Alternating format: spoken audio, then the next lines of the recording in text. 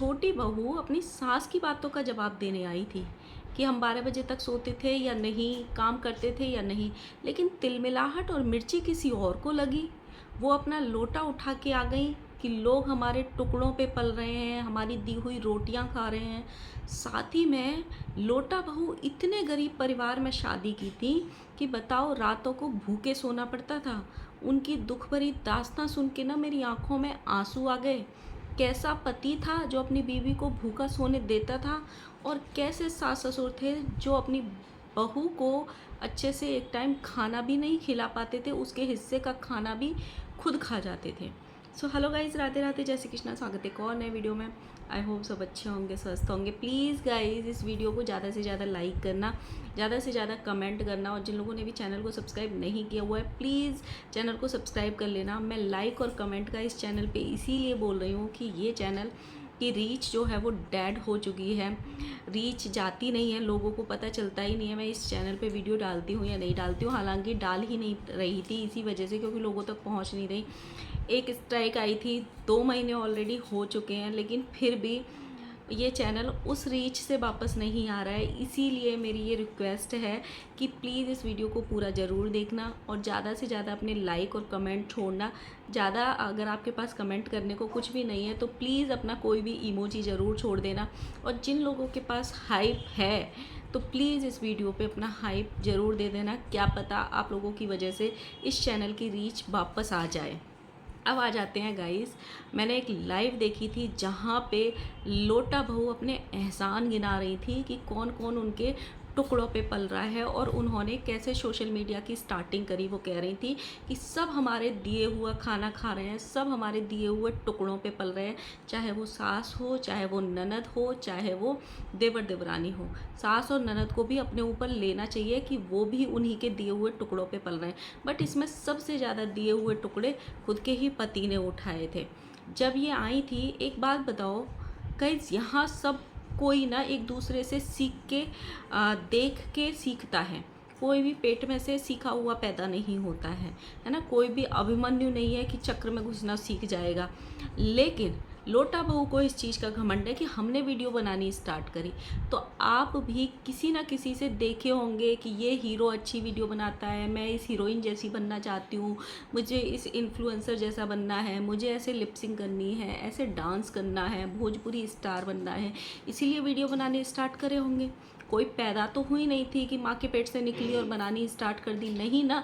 Same वैसे हर कोई, हमें भी नहीं पता था रिएक्शन कैटेगरी क्या होती है, रिएक्शन क्या होता है। हमने भी लोगों को देखा, लोग रिएक्ट करते हैं, फिर रिएक्शन कैटेगरी चूज़ कर ली। ऐसे ही ब्लॉगर होते हैं, लोग एक दूसरे को देखते हैं, ब्लॉगिंग में आ जाते हैं। आपकी किस्मत इसलिए अच्छी थी कि कोविड आ गया, आप लोगों के खाने के लाले पड़ गए, बहुत लोगों ने अपना सिक्का आजमाया और वहाँ से आपकी चल निकली। अब आप ये सोचो, अगर कोविड ना आया होता तो आपका क्या होता। जो एहसान आप सब पे गिना रही हो, आप पे भी किसी ना किसी का एहसान होगा जिसको आप देखी होंगी उसका, क्योंकि यहाँ सब एक दूसरे को देख के सीखते हैं। दूसरा मतलब मुझे समझ में नहीं आई लोटा बहू को मिर्ची और तिलमिलाहट क्यों मची, क्योंकि जो छोटी बहू आई थी लाइव, वो अपनी सास की बातों का जवाब दे रही थी। बद्दुआ माता ने छोटे बेटे के जो ब्लॉग्स आ रहे हैं, उन पे जो व्यूज़ आ रहे हैं, जो उनको बर्दाश्त नहीं हो रहे हैं, उन्होंने ये इल्ज़ाम लगाया अब कैसे उठ जाती है, अब कैसे जिम्मेदारियां पूरी हो रही हैं, अब कैसे घर का सारा काम हो रहा है। हमारे यहाँ तो 12 बजे तक सोती थी, हमारे यहाँ तो पति पत्नी बेड पे ही पड़े रहते थे, कमरा बेड, बेड कमरा। तो माता जी, मतलब बेड पे तो आप पति पत्नी भी पड़े रहते हो। जब सुबह बहू ग्लास लेके आती है पानी का और चाय लेके आती है ट्रे में, तब आप पति पत्नी भी हर वीडियो में बेड पे साथ में ही दिखते हो, साथ में ही दिखाई देते हो किसी की भी वीडियो में। तो आप जो, और वैसे आप ये बोलती हो कि मैंने अपनी बहुओं को बेटी बनाया हुआ है। अगर बेटी प्रेग्नेंट है और वो लेट उठ जाती है, या बेटी की डिलीवरी हुई है और वो लेट उठती है, तो इसमें बुराई क्या है। जब बहू को बेटी बना ही लिया है तो उसको इस तरीके से क्यों नहीं अपनाया जा रहा है कि वो लेट सो के उठे तो प्रॉब्लम नहीं है। क्यों? आपकी बेटी जब आपके घर में आई थी डिलीवरी करने के लिए, तो वो सुबह 5 बजे तैयार हो जाती थी? नहीं होती होगी ना। आपने उसको ये कंफर्ट दिया होगा, क्योंकि सबको पता है बच्चा रात में जगा आता है, बच्चे को फीड कराना पड़ता है, उठ उठ के बैठना पड़ता है, सबको पता है ये चीज़ें। तो जो छोटी बहू आई थी वो ये जवाब देने आई थी अपने लाइव में कि मैंने पूरी प्रेगनेंसी काम किया है। ऐसा नहीं है मैंने काम नहीं, और ये पूरी ऑडियंस ने देखा है कि भाई उसने पूरी प्रेगनेंसी काम किया है।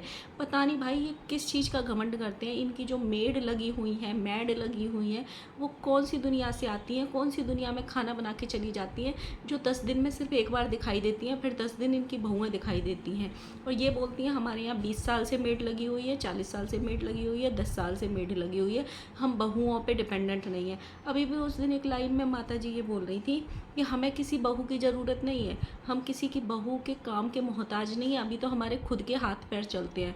उसी में ये ताना दे रही थी किसकी घर की बेटियां ऐसी होती हैं जो अपनी सास को पानी भी नहीं देती हैं। तो बहू ने जब जवाब दिया कि मैंने पूरी प्रेगनेंसी काम किया है, हाँ डिलीवरी के बाद मैं नहीं उठ पाती थी क्योंकि बेटी रात रात भर जगाती थी।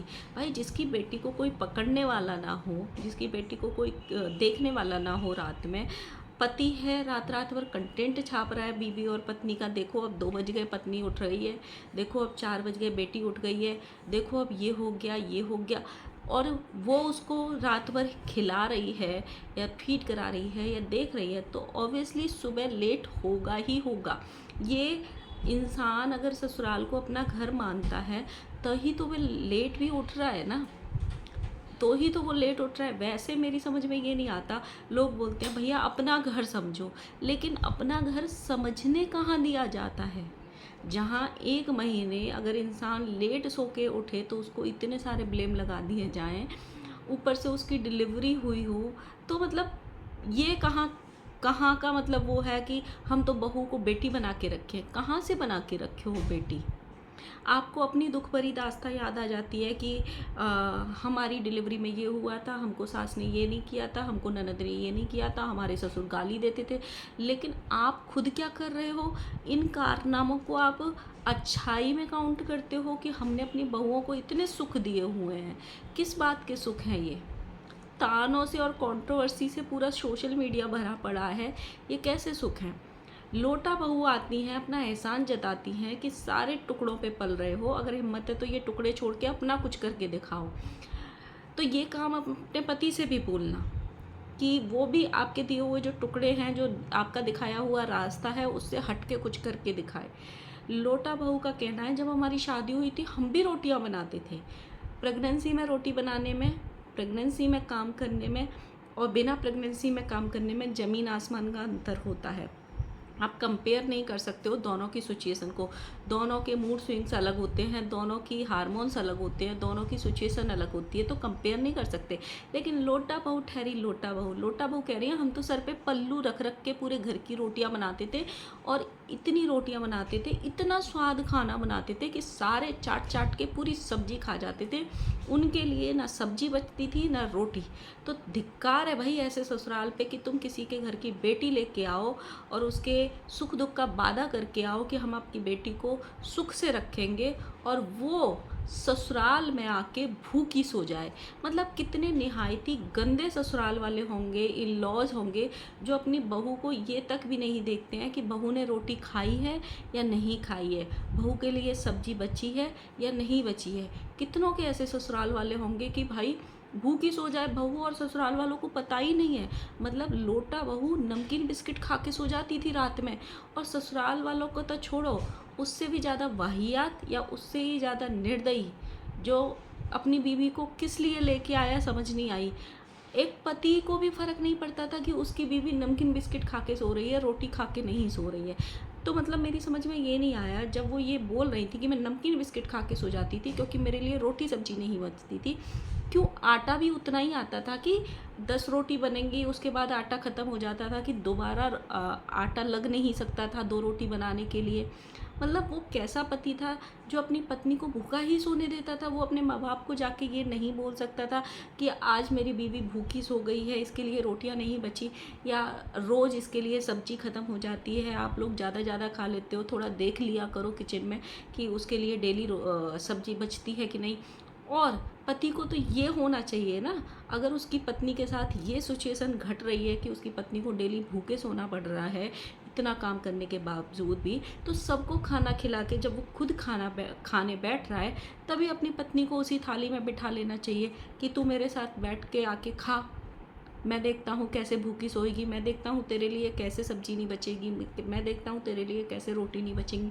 अपनी थाली में खिलाना चाहिए था ना। तो ये दुख भरी दास्तां सुन के गाइस मेरे को रोना आ गया। मतलब इतना दुख ससुराल में कि एक बहू को रोटी तक नसीब नहीं थी, सब्जी तक नसीब नहीं थी। आप ये बताओ इसमें गलती किसकी थी? देवर की गलती थी? देवरानी तो उस टाइम दूर दूर तक थी नहीं। जो देवरानी को ये लोटा बहू सुनाने आई थी अपनी दुख भरी दास्तां, देवरानी तो थी ही नहीं।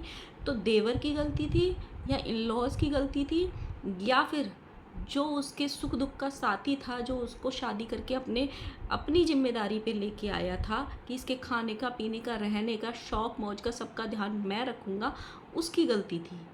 किसकी गलती थी इस सब में? दूसरा, एक लाइव देखी मैंने जिसमें ये बोला जा रहा है कि मेरी सबसे बड़ी कीमती चीज़ मुझसे दूर हो गई। जो मजाकिया चाची हैं वो बोल रही हैं अपने भाई को लेके, मेरी सबसे कीमती चीज़ मुझसे दूर हो गई। देखो कीमती तो बहुत थी, ये वाली बात आप लिख लो, क्योंकि जब जब ज़रूरत पड़ती थी उसको कुत्ते की तरह भौंकाया जाता था।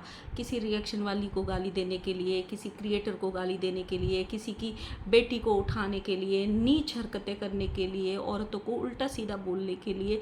इतनी कीमती वो चीज़ थी कि जब जब उसकी ज़रूरत पड़ती थी खुद दूध से धुले बन जाते थे और उसको आगे कर देते थे ताकि उसको गाली पड़े, उसकी बीवी को गाली पड़े, उसको बद्दुआएं मिलें और खुद एकदम दूध के धुले रहें कि भाई छोटा है, मुंह से निकल गया, बच्चा है, जब वो बोलता है तो उसको समझ नहीं है, माता जी आके ये ज्ञान दे सके, और इस चीज़ के लिए उसको यूज़ किया जाता था। इनका कहना है 2-2.5 साल से उसके इतने कान भरे जा रहे हैं, मतलब इनडायरेक्ट वे में अपनी बहू को ही, भैंसुर को, अपनी बहू को ही टारगेट करना है कि इतने कान भरे कि मेरी कीमती चीज़ दूर हो गई। नहीं, आपसे दूर नहीं हुई है चीज़, आपको आपके कर्मों का सिर्फ फल मिला है। एक सही इंसान ने आके जब इन चीज़ों को देखा, समझा कि मेरे पति को सिर्फ गालियाँ देने के लिए यूज़ किया जाता है, बाद में मेरे पति को सिर्फ ट्रोलिंग मिलती है, मेरे पति को सिर्फ बद्दुआएं मिलती हैं, मेरे पति को सिर्फ लोगों का मतलब सामना करना पड़ता है, लोगों की गालियाँ मिलती हैं, उसने अपने पति को रोक लिया कि आप ये चीज़ें नहीं करोगे। जब वो पालतू कुत्ता बन के नहीं रह गया तो वो कीमती चीज़ भी नहीं रह गई, वो कीमती चीज़ भी दूर हो गई। इसीलिए वो आज सबकी आंखों में खटक रहा है कि अब वो इन चीज़ों के काम नहीं आ रहा है। लोटा बहू का आज मेरे सामने अचानक से वो चीरने फाड़ने वाला शॉट सामने आ गया। किसी ने तो डाला था जिसमें ये बोल रही थी, जब मेरे पति को कोई इतना सा भी बोलता है तो हमारा ये फट जाता है, अब हम सबका ऐसे कर देंगे, अगर किसी ने कुछ बोला तो हम भी बोलेंगे, अब हम चुप नहीं रहेंगे। मतलब मैं ये सोच रही हूँ ये आज से 5 साल पहले से ये बोल रही है अब हम चुप नहीं रहेंगे, अब हम चीर देंगे, फाड़ देंगे, और अब तक भी सेम उस पे चल रही हैं, सेम सड़क पे, हम कुछ बोलेंगे भी नहीं और हम सबको चीर फाड़ भी देंगे। आज तक भी इनकी वही प्रॉब्लम है, कोई मेरे पति पे ये करे। पहले भी इनका पति ही इनकी प्रॉब्लम था, आज भी इनकी पति ही प्रॉब्लम है। ये लाइव में बोल रही थी हमने चुप रहना अपनी मम्मी से सीखा है, हमारी मम्मी भी ऐसे ही रहती हैं, दादाजी को जवाब नहीं देती थी, लॉज को जवाब नहीं देती थी। मतलब मैं ये सोच के रह गई अगर मम्मी से ये सब सीखा है तो स्विमिंग पूल में जो अभी अश्लीलता फैलाई गई थी वो किससे सीखा है? जो अपनी सास को चीरने फाड़ने वाली सेंटेंस बोली गई थी वो किससे सीखा था? जो पति को छाती पे मार के, छाती पे बैठ के पीटते थे कोई, वो किससे सीखा था? वो सारी चीज़ें तो छी छी छी आंटी जी बिल्कुल नहीं सिखाई होंगी। उनको देख के लगता है भाई बेचारी सीधी सादी सी भोली भाली सी बिल्कुल ऐसे ही हैं, उनसे तो नहीं सीखा होगा। वो सारी चीज़ें आपने किससे सीख ली भाई, किससे? एंड गाइस लास्ट में मुझे एक बात याद आ गई, मैंने लाइव में सुना था कि छोटे वाले राजकुमार ने 15-20 लोग लेके बड़े भाई को मारने भेजा था। मतलब ये वाली बात तो सुन के ये वाली हो गई भाई, ऊँट के मुंह में जीरा। मतलब किस किस को इस बात पे यकीन हुआ? जो इंसान आदमियों के मुंह ही नहीं लगता, क्योंकि उसकी मर्दानगी सिर्फ औरतों के लड़ने तक ही सीमित है कि औरतों को लड़ना है, औरतों को गाली देना है, औरतों को स्पर्म बांटने हैं, औरतों के साथ कंट्रोवर्सी करनी है, उसको 15-20 लोग मारने आएंगे। मतलब मेरे को लगता है 15-20 लोग अगर फूंक मारे तो इंसान हिल डुल जाए पूरा, मतलब इधर उधर हो जाए। मतलब तेज आंधी आए तो 4 लोग डर जाते होंगे, उनको 15-20 लोग मारने के लिए लगे के। मतलब मुझे ऐसे लगता है सड़क पे कोई चल रहे हो, 4 लोगों की लड़ाई हो गई हो, वो इंसान वहाँ भी जाने से डरता होगा कि भैया एक आध थप्पड़ लग गया मुझे तो भाई मैं हिल डुल जाऊँगा पूरा। मतलब झूठ भी उतने ही बोलो ऑडियंस के सामने जितना। और मैंने कुछ दिन पहले तो ये भी सुना था, कोई तो भी क्रिएटर के बारे में ये स्टेटमेंट आया था इन लोगों का कि उस इंसान ने हमें गुंडों से फ़ोन करवाया था, लेकिन जैसे ही गुंडों ने फ़ोन किया उनको तो पता चला हम तो उनसे भी बड़े गुंडे हैं। मतलब कौन सा स्टेटमेंट सही है? गुंडा हो कि मतलब भाई ने गुंडे भिजवा दिए, मतलब भाई अपने भाई को गुंडे भिजवा रहा है। गजब की फैमिली है भाई, गजब का प्यार है फैमिली में। तो गाइस मिलते हैं नए वीडियो के साथ में, तब तक के लिए बाय बाय। वीडियो अच्छी लगे प्लीज़ प्लीज़ इस वीडियो को लाइक करना, कमेंट करना एंड हाइप ज़रूर करना इस वीडियो पे।